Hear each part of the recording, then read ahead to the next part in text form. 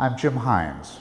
I have taught system dynamics for many years at MIT, more than a dozen years.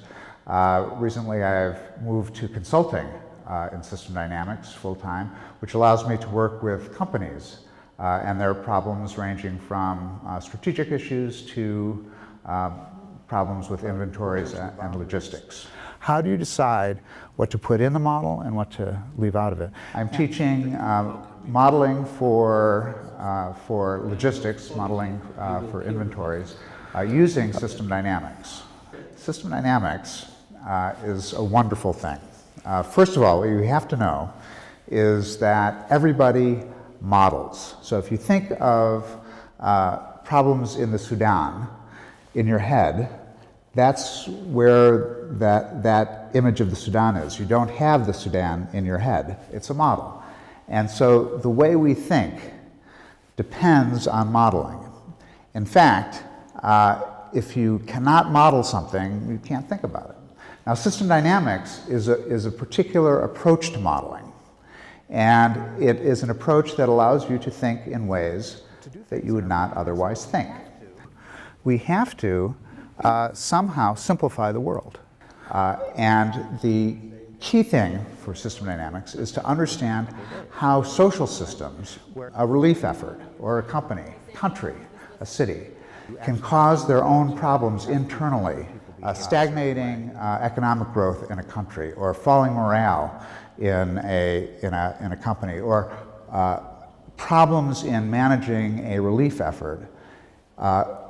Sometimes you want to look at it as how those problems can be caused by forces coming outside the system, but often you would really like to understand how the social system itself can generate these problems. So in the case of logistics or a supply chain coming into a relief effort, moving food, medical supplies from an area that's remote from the site that we need it in to the site, often what will happen is there will be periods where we have a lot of materials, followed by periods where we have almost no materials, followed by times when we have, again, too much materials.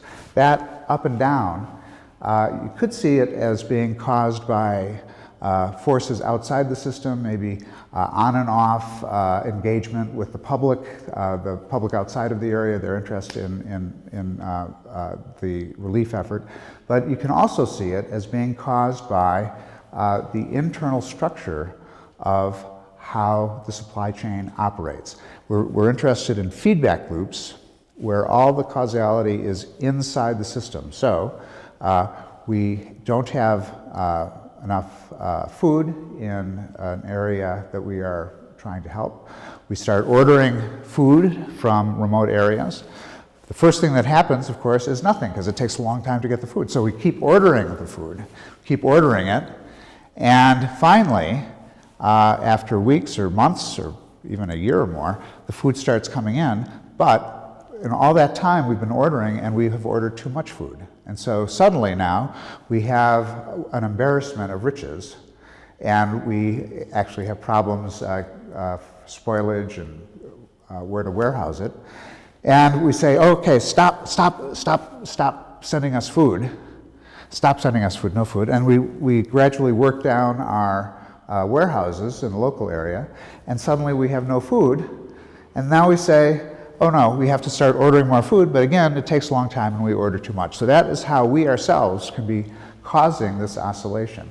By understanding how we ourselves can be key in creating problems, we are in a very powerful position to actually solve the problem simply by acting differently. We can understand that we should order more smoothly. We can work on perhaps moving the staging area closer to where we are. That will help a lot. It'll prevent us from doing as much over-ordering. Once you understand how the system itself, of which we're a part, can cause the problems, you can find leverage points where, with hopefully relatively little effort, you can get the system to behave the way we really want to. We really want it. In the case of relief efforts, we want it to help people and help them consistently. And we can do that if we understand how the system itself operates.